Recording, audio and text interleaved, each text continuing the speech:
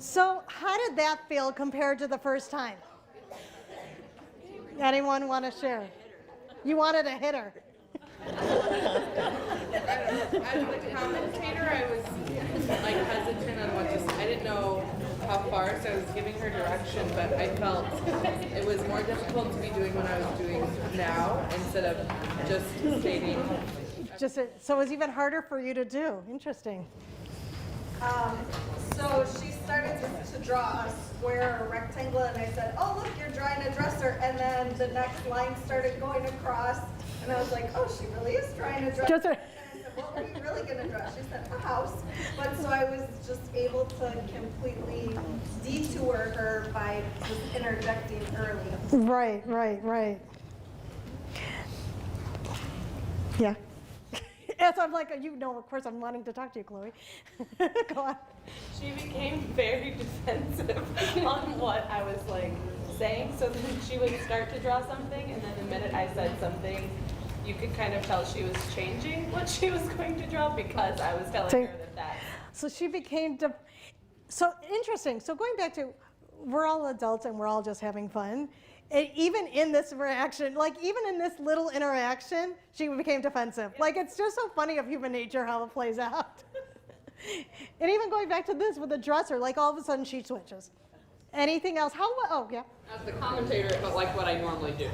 It's much more like what I feel like I do in teaching rather than doing the guiding thing we were doing before where we were just pointing out what they were doing. I felt like I'm like, oh, well, so is this body going to have hair? Right. Or like, how am I going to know if it's a boy or a girl? Or, more of the guiding questions based on the fact I already knew it was going to be a person, but she wasn't getting to choose when she did the hair necessarily if she listened to me. So interesting. So you're saying this is something that it feels like I normally do. So how do you feel then doing that first activity and now knowing that this is now like how you're feeling like this is how you normally are? I think in behavior things, I often do more like you were saying, where like, wow, everyone's doing what they're supposed to be doing, but when it's work time, it's like, is that what you're supposed to be doing right now? Or, like, what did I say to do right now? So I think it's different in academic. I'm at the high school level. I also do EI, so I like that first one. But I think it's different in what I do in my behavioral expectations and my commentary and compared to my instructional. Interesting. And so and once again, you're not doing this 24/7 because you can't, and there's obviously opportunity. You need to be teaching. But I'm curious of that balance and how it would feel to be doing a little bit of both, even in academic teaching, because it still goes back to how do they even give an opportunity to really, because what I'm imagining is they go home and parents don't know how to help kids with their homework, so either they're doing the homework for them or they're not doing it, or they're not sitting. I still go back to the healthy frustration, sitting with this healthy frustration and trying to figure it out in a safe environment. So I still wonder how it would, because the school is such an important time because you guys are able to help them in a different way than at home. How would it feel to have a little bit more of the healthy frustration before going into teaching? Because it's about really figuring out to what point, where is that point that they need the help, and when do I come in and when do I not? And so it's kind of this balance act between both those games. How was it for those that were drawing the picture? Oh, you're saying? It was annoying. I wanted to draw a boy because I could draw boys better. And she said, well, let's draw a girl. Put long hair on it. Maybe you should put a bow. I don't want a bow. Right. And look at how hard, it's like going back to trying to initiative having your voice, you had to fight for your voice. Versus the other time we did the game, you just, in a natural way, were able to have your voice. But I know you're not a bad person. Anyone else? I became oppositional. You became oppositional. She would say, that's a face. No, that was now a hat. Because she was telling me what to do and I didn't want to be told what to do. Another oppositional child, or adult really. Anyone else? You ignored her. Interesting. It was irritating. It wasn't. I was like, and then I just kept doing what I wanted to do. So interesting. I wanted to do what she wanted me to do, but I wanted to do it my way. Mm-hmm. So she told me to to draw eyes, so I drew 8 eyes. For me to draw a head, so it was square. I mean, I technically met your requirements, but I didn't mind. Totally acting out like, no, I'm going to do 8 eyes. So if you want eyes, fine, but I want to do it my way. Was there a hand over here? So going back to it is so, and I just want you guys, once again, it's that balance act. It's a balance act of you're needing to teach and giving that space. So going back to being reflective, I want you just to give this space, and you, after this training is over and you're maybe getting some consultation with the social workers and psychologists and administrators in the room here to give you that space of thinking about that balance act and where you are and why sometimes we don't let them have that space. Because sometimes we don't let have that space because we might be scared about what they may do. We might be like, oh no, what will happen if they have their own voice? There's all these things that can happen when we let them kind of have their way. Because it can trigger a lot of different things of like, oh, they don't respect me, they don't do this, they don't do that. So I just want you, during break, to give an opportunity to think about it. But you know what I'm going to do right before we end, since I want to just keep on practicing strategies. So the second half of the time, we're going to be doing self-control. So I just want us to do a really quick meditation to end so we could start for lunch. I'm going to teach all different kinds of breathing. And this is just to kind of keep us balanced. And it's just really more of a breathing we're going to do, but we can, you want, you could shut your eyes. If not, you don't. And what you're going to do is you're going to put your left hand and you're going to put it where you're going to have your thumb and your finger, your index finger together like this. Put it on your lap. Your right hand, you're going to put your right hand, you're going to inhale, covering your right nostril. Then you're going to exhale, covering your left nostril. Then you're going to inhale, keeping it there. And then exhale, where you're going to exhale on your left hand. Does that make sense? I'm not explaining it, so I'm going to say it again. Cover your right nostril, inhale. Cover your left nostril, exhale. Your left nostril is covered, you inhale, then you exhale, covering your right nostril. Does that make sense? So we're just going to do this for literally 30 seconds, like not that long. Okay, so I just want you, and if you can, shut your eyes. If you don't feel comfortable, or even with this over on this table, we can touch the table or something so they know if they want to shut their eyes. Okay, so let's all come together. We're going to kind of guide it through the first time. You're inhaling, covering your right nostril. Exhaling, covering your left nostril. Inhaling with your right nostril. Exhaling, covering your right nostril. Let's continue.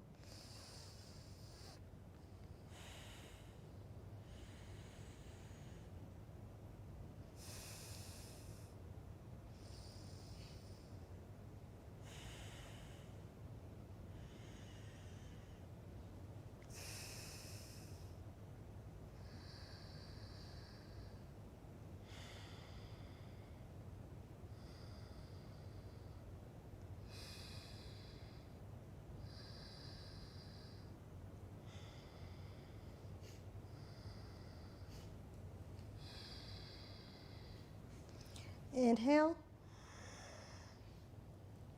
and exhale. Welcome back. We were going to do this really fun game, but I think we're not going to have time to do everything, so I'm just going to briefly just show this to you guys, and you could do it in the future if you want to. Has anyone ever done improv? Yeah. So have you ever heard of the yes and game? So it's wonderful, so practice is at home. We're not doing it today. But the whole concept is if you're working with a partner, one person will give like you're going to tell a story. So you give a story, tell me a sentence. Like we're going to make a story together. Give me a sentence. I'm going to go home and do laundry. Yes, and we're going to go then step on top of the house. Then you go, yes, and. Yes, and then we will go play in the swing set in the backyard. And then I'll continue. So the whole idea is you're yes-anding with excitement. And going back to initiative, the point of that is if you've ever played that game, first of all, it's super exciting, like when someone says yes and to your idea, and it gets you really excited about having a word, like having a sentence, and just together, how that can really build onto something even more. So if you, for those working with adolescents and helping them get their own voice, it's a really fun game, but we're not going to do that today. Sorry. I want you guys to get home on time. All right, so now we're on to the last one of self-regulation and self-control. So self-control is about the child's ability to cope with problems and to learn to respond to problems in an appropriate manner. So the questions are, sorry, just looking at that. Is the caregiver responding to the child's different emotional states? Does the child feel a need to be aggressive and fight to solve problems? Does the child know what to do when he or she is feeling sad or mad? Is the child easily frustrated when things go wrong? Is the child easy to soothe either on his own or with help when problems come up? And so based on how we're teaching that as a young child, as when they're young, is really how they're coming into your school. And so really the goal is how do you help them deal with emotions in a healthy way? So when they're young, once again, they cannot learn, so from 0 to 3, they cannot learn to manage their emotions by themselves. It's always in relation to a parent. So when going back to our families that we're working with, if they don't have their parent that is communicating with them, these kids are dealing with these emotions all by themselves. So of course they're going to be coming in really dysregulated. But really how it looks is you're really looking at kind of naming emotions and being empathetic to a child from a really young age. So if a child is feeling sad, in terms of healthy development or whatever that means, a child's sad, you're going to mirror that emotion because now we're experts on mirroring. You'll be like, oh, you look at you, you're looking sad. And I will also be naming the feeling. So they're learning my face and they're learning the word all at the same time. And the goal is if you start really young, they're going to keep on hearing that word, and so that's going to be continuing on as they get older. And also looking at, you could even ask if you have a good relationship with the parents, like, what did you do with the emotions, like when your child was having emotions? Because like I work with so many families where children, they don't have a bouncy seat, they don't have nice music, they don't have, I mean, they're living in a really chaotic home, and there's nothing to help them kind of calm their nerves. They may have a pacifier, but they may not have anything else. And I always remember I was doing a group with the parents, and this child was like always right on the table. And it was it was like she was a year old or under, but always on top of the table and all over the mom. And it's for some reason felt a little like off, like it didn't seem like a typical kind of behavior. And so I asked the mom, I'm like, oh, so what do you do when this child's upset? And the mom's like, oh, the child only sits with me. And so the problem was like, this was the only way this child was learning how to calm down was with the mom. And so really finding out what are the ways this child is learning to manage emotions. And if they don't, going back to that's where this deficit is going to be kind of coming back in. And then the second year, hopefully if they're able to start communicate, which once again can be a big problem working with this community. So they're beginning to be able to voice their disappointments and frustrations. Are they able to go and are they seeking for help or are they not? They're expressing basic thoughts, and they may have like a comfort, like they might have a special blanket, a teddy bear or things like that. And as it continues, obviously, the more the voice continues, like they're going to have more of an emotional vocabulary. Their world gets so much more in depth. And I think about like, you know, the difference of the world of a 2-year-old is maybe over here. The difference of a 3-year-old, 5-year-old is like they're really out there. And so you're having a whole lot of other feelings that are kicking in. So you might be feeling, you know, the emotions of sharing a toy is a lot more intense at age 5 than age 3 because it's just much more detailed. And that continues, I mean, as they get older and older and older. And I think of like when, you know, the complexity of emotions when they get to school, when they're in school age. I mean, so you think about it in maybe 3 to 5, there's less teachers, so the teacher's kind of helping with managing emotions. I don't know how big the classes are here with the number of teachers. What's a typical classroom size? 7 kids? 7 kids. And how many teachers? And 1 teacher. And I wonder what it would be like at a preschool level? 5? 5 to 1? And so 7 to 1 to 5 to 1? 10 to 1? Okay, so it's still maybe about double from what it is before. But still going back to the number of kids, if it is doubling, the amount of time that we're not able to help the child kind of manage their emotions, and the more they're kind of like set on their own. And getting into like as they get older and older and life getting more complex, like teen life, I mean, you're starting to get into relationships, you're starting to feel jealousy like you've never felt, you're starting to feel neediness like you've never felt. So this emotional vocabulary and being able to manage your emotions is such an important thing that is a lifelong thing. So I first like to talk about emotional literacy, and that's really a skill set that we want to teach. And it's the ability to identify, understand, and respond to emotions in oneself and others in a healthy manner. And so I think of, so I'm bilingual in Spanish, but Spanish is not my first language. And so I've done a lot of therapy sessions in Spanish. And I remember one session I had with a family. It was a 15-year-old daughter who spoke English and Spanish, and then her parents who only spoke Spanish. So we're having the therapy session, and I ended up translating for this 15-year-old girl. And the father's like, I cannot believe that this gringa is right now translating for my daughter. He was horrified. And why was I translating? So this kid, she was able to get by in Spanish. Like, she got her needs met, you know, basic things like she got food and stuff like that. But she never really learned that emotional vocabulary to be able to express herself in a really detailed way. She could do it better in English than in Spanish. And so here I was translating. And so why am I bringing this up? I can't imagine still going back to a lot of the families here that we're working with. What is their emotional vocabulary in sign language? And then how are they communicating that? And then how are they able to lip read in English? Like, what is their emotional, there's a lot of different levels, I'm imagining, of layers of emotional vocabulary that they need to learn, and that they're likely coming into school with a major deficit. And so going with this is, how do we become intentional of starting to teach it in a different way? Because they're not, we can't just assume they know emotions. They may know the classics, you know, happy, sad, and angry. They may know that. But beyond that, they don't. And the problem with that is, if you can't talk about the complex emotions, people don't know how to respond to you in a much more detailed, helpful way. So how do we teach? Well, we've talked a lot about different things that we had talked about just before.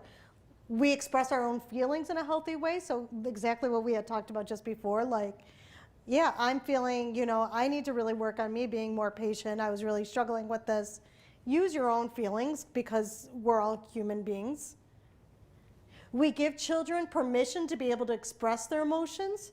This is a really big thing, and sit with it if they're having a hard time, or looking at other ways to help them communicate emotions. And I've given visuals of that anger management one that I'm passed out, which I know a lot of you are like, oh yeah, those feeling charts, they're whatever. but they're really, really significant and important, especially if they're not having the sign language, like they don't have the words in sign language, they can't read it, but they may be able to point, or they may be able to point to their parents. Because going back to, if the parents don't know sign language, they might be able both be able to read. Now talking with this community, speaking is a little bit, so using the words, but I'm just saying the visuals can be a different thing. And I'm sure there's some feeling visuals of Braille, but I don't know. We'll have to have another talk about that. But asking the question, because so often, I mean, I see kids getting in trouble, and maybe we'll ask questions, or we'll kind of, because they're so dysregulated, we'll be like, not taking seriously their emotions. So like, for example, I just was with, on Friday, I was at the school, and there was a boy who was having, he hit the teacher, and he hit another peer in the school. And the behavior specialist was like, well, what happened? Why'd you do this? And then he started talking about someone making fun of him. Well, we didn't go there too long, because we went right back to his behavior of, you shouldn't be doing this, you shouldn't be doing this. When the reality is we might have needed to stay a little bit more space to give him a space to really express everything he was feeling with his emotions. We reflect with children on situations and discuss feelings. Any opportunity, like when you are teaching, if you can incorporate social emotional stuff in it, even better. So if you're reading a story, how did that person feel? So getting into bringing it back, any opportunity to be able for them to be teaching and reinforcing this material, because they're not learning it at home. We explain ahead of time healthy ways to express feelings. So I forgot who said, you said that, where it's like, what are some ways we could do this? Like, I'm all about, let's get a list together. The bigger we have the list together of healthy ways to express emotions and calm ourselves down, the better. And we're going to get more into detail of all of this. And this is a lot easier said than done. We accept and support the child's expression of their feelings, redirecting them to use healthy expressions of their feelings when needed, and highlighting when children are using healthy forms of expression. So going back to the example I was using before, this child, I'm working with a child who's having a lot of behavior problems, and when he gets dysregulated, he's destroying completely the classroom. And the teacher ran into me, and she's like, yeah, you know what, he was having a really hard time, and he was about to walk out the door, and I tried to teach him some breathing, and then I noticed he was breathing. I'm like, great. Tell him that you told me, that you told him this story, that you saw him about to walk out, and that he was using his deep breathing. That's what I want to hear. So make sure you tell him that, so that he can constantly hear, this is what I do. And every time I see him, I go, ooh, did you get frustrated? What did you do? So I'm counting on him being frustrated and reinforcing what he should be doing. So small group discussion, and you could write down ideas. What are children allowed to do when they have strong emotions in your classroom? How do you teach emotions in the classroom? Do children get to express their emotions? And how often do children get to practice strategies to manage emotions? So go back into your little groups, discuss, and come back. Okay, we're going to come back together. And maybe we could share with the group. So what are children allowed to do when they have strong emotions in your classroom? Can anyone share that answer?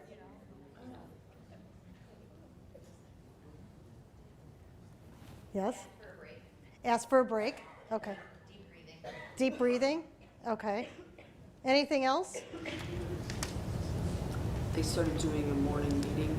A morning what? Meeting. A morning meeting? Express, like, I suppose they started the day like that, but then they talk about things that happen, I suppose, the day, like, for their frustrations, and they do in each class, first thing in the morning to start the day and talk about things that might have been not so good the day, Oh, they start out wonderful. the day better or whatever. I kind of wish they had another one, because if things happen during the day, it's hard to process it the next day sometimes, but it's still, I think, better than not having. Yeah, not having. So having a morning meeting, having a place to take a break, deep breathing. Anything else? They're allowed to ask to see the social worker. They're allowed to ask to see the social worker? Okay, great. Anything else? Sometimes this is the classroom, sometimes when I do home visits, this annoys the parents, by the way. If they're making like a screeching noise, then instead of asking them to stop, I'll ask them to do it more. And keep doing it, do more, keep doing it, more. No, I need more. And it kind of reverses the roles on them. Little role reversal. They want to do the opposite, as we've learned playing the game. Anything else? And we might be continuing to add to the list, because the more that we have, the bigger the list we have for everybody, the more ways we can help the children. How do you teach emotions in your classroom? The same people. We work with the social worker. We use like zones of regulation and social thinking curriculum, so expected and unexpected behavior, appropriate and inappropriate. But all of the staff that encounter our kids utilize that vocabulary then. And how often are you going over the curriculum with the children? They're little, so it's new. Right now, they each have individual social work time that they'll do that. Maybe that's once a week. Okay. But again, whether it's an expected or unexpected behavior, the rest of us are using that language. Hourly, daily, regular examples of what is and is not expected or unexpected. Right. And so everyone's coming together to say, this is the message we're using, these are the words we're using. We also validate the kids' emotions. I have a little friend that has a hard time when the emotions are strong, and it's, I see that you're mad, I'm going to help, or I see you are sad, this is how I'm going to help you. And now that she sees that and hears that we get it, it's helped curb a little bit of the level of strength of the outburst. And so you're saying, you're naming the feeling, and then you're like, I'm here to help you. She's corrected us too. At times, we said, I see you are sad, and she said, no, I'm mad. And she corrected us, and we said, okay. You're mad, which is amazing. Going back to using the word and how we just, I mean, obviously with feelings, we have to kind of guess and to figure it out, but like that fact that she was able to do that. Great. Anything else that we do to teach emotions? Do children get to express emotions? Because this is hard. Do children get to express emotions in your classroom? Or do they? No. I don't think so. My students in a gen ed kindergarten with 24 kids. I don't think there's much time for emotions, given what's the curriculum. And that's a reality. There's a lot of, and that's why I asked the question, because there's a lot, depending the size of the classroom, depending on who's there and how the school is supporting, there's a lot of other pressures that teachers are needing, like, you need to teach this curriculum and this is not as important. And so then what do you do? And then what are these children are doing? They can't express their emotions. So thanks for your honesty. I think that's why in our self-contained classes and the programs that have them, we see an overabundance of that, and our kids maybe express more than they would in a hearing class, because maybe 6 periods a day they're with hearing kids and they wouldn't dare do that. So we're the safe spot. Right, And right. So 30 minutes of 45 minutes of English is spent on what just happened in the second, third hour. So. Wow. I was just gonna agree with the same thing, like, to express the emotion, I feel like they have to feel like it's a safe environment. I have 2 8th grade boys, and there's no way that they would come to school and be upset or be crying about something if they were in PE class with all their cool 8th grade friends, even though, you know, they have emotions that are, you know, things that are going on in their lives that they express us, but they feel safe in the classroom, and they know that no one's going to make fun of them. The other kids in my class aren't going to say, oh, well, so-and-so was crying this morning. You know what I mean? It's a very safe environment. So I think they're able to express that because they feel safe, and they know that the other kids, you know, are empathetic towards their feelings. And it's like, so it's really important, like, how do we create that safety, and are we able to create that safety? So it's like, there's the school, there's the overall system, there's a difference of the kind of classroom you're in. And so it does make a difference. And the safety does, I mean, unfortunately, then that's where behaviors may come out. And unfortunately, because it's really difficult then to hold. How often do children get to practice strategies to manage emotions? Not when they're upset. 3 social work once a week. And how often are they doing that in social work time? Because I mean, I've worked with. But are you doing it for 60 minutes, or are you doing it? We do 3-minute groups. We use the second step curriculum. We're constantly talking about it, and we do a data collection system. So in individual, I usually pull from the experiences or situations that the students themselves have been involved in, and then we work to problem solve how to name an emotion, how they regulated it, what are some better ways, for them to kind of reflect and see, did that work for you? What could you have done differently? So I have a question. So you're working with how many schools, or how many kids? How many? Like, are there you in every? It's like every out of the kids that we're talking about, how many are getting social work services weekly that are able to work on? Would you say everyone? Not in CPS. Not in CPS. But everywhere else probably. Yeah. Not in CPS. Yeah. So depending on the school, they may not get it at all, and so that's an important thing to look at too. We made the decision as a program when we took up second step that the teachers had to be in the room while it was being taught, because we wanted that language to continue, we wanted that problem solving to continue.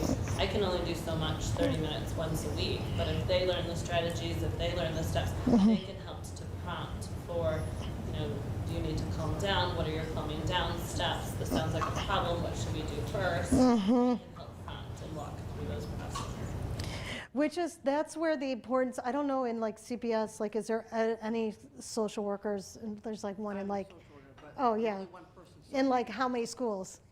Well, I only have 2 now. Yeah, you only have 2. Which is like, you're lucky with the 2. Yeah, you're lucky to have 2. And so that's the struggle of how do you keep that communication going with the teachers? You're in a lucky place to be able to do that. But really, yeah, the ultimate goal is how do we get the parent, the teacher, and the therapist, everyone all working together. But if we can't, how do we deal with the person who's in this room right now? And so going back to the teacher, we have to then go back to you, you know what I mean, if that's what we're working on. So we're going to be practicing lots of things today. So this is just a classic, and even just the ones that, and I'm not going to get too much into it because there's a lot of stuff we're going to do.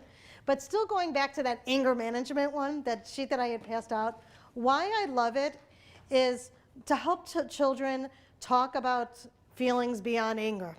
Because oftentimes with anger, there's always an emotion underneath it. And why we want to do that, because if I am angry at you, chances are you're going to get angry right back at me, and we are not going to work it out. Anger triggers anger in lots of people. But if I said, what is your name? Jamie, if I go, you know what, Jamie, you really hurt my feelings because, you walked out the other day, you might be able to respond to me in a different way than I say, Jackie, you are and so a whole different feeling. So the more that we could start talking and getting them to say things beyond, so if they're angry, which you give them the space to be angry, what else are you feeling? So you can hear all the other feelings too, and then I might get some of that involved too. So if you're doing that circle in the morning or in the afternoon or whatever, making sure you have in your classroom visuals, different over here, but still the same concept of making sure that we're knowing that the feelings are out there, that there's something that they can use to express their feelings. So if they can't point, maybe there's something else that can show really easily the different ways they can express emotion if they can't use their words in that moment. So I'm not going to get too much into this.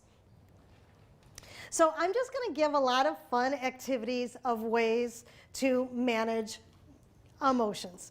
So going back to what I love about yoga, especially children's yoga, is you can use creativity to make managing your emotions so much fun. So I am going to show you guys a whole bunch of stuff that we're going to do. And so it might apply differently. Some may work better with the deaf and hard of hearing. Some may work better for the blind. So for some of these activities that we're doing. So the first one is one of my favorites. Because this is about because the whole goal is going back to some of these classrooms, you're not able to practice any emotions in the class. But then how do we make this as part of learning them? So my whole body yoga alphabet is super fun. So what I want is what's a good word?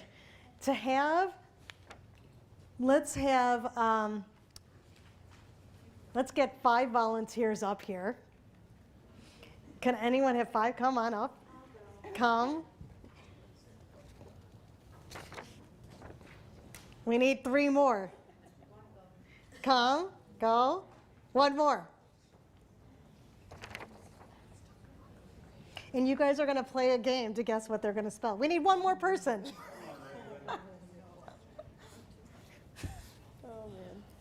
Come on now. Don't let me hang in there. Yeah, yeah.